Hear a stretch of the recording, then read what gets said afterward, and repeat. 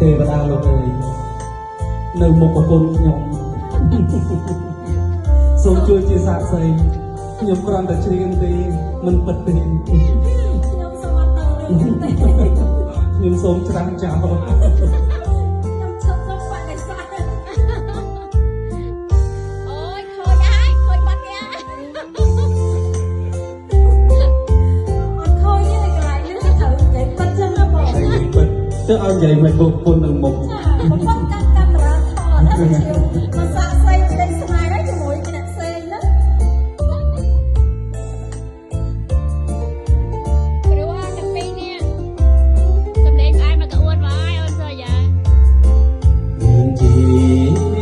ទូកលេងតាមពងគីនាំគ្នាគួយកូនសោប្រឹងប្រៃដងក្បាលមកចាងគោហៀវជ័យរត់សំរងស្រីរីពេលព្រឹងប្រលឹមជួនជីវិតអត់ទេស្អាតហើយជ្រៀងព្រោះទៀត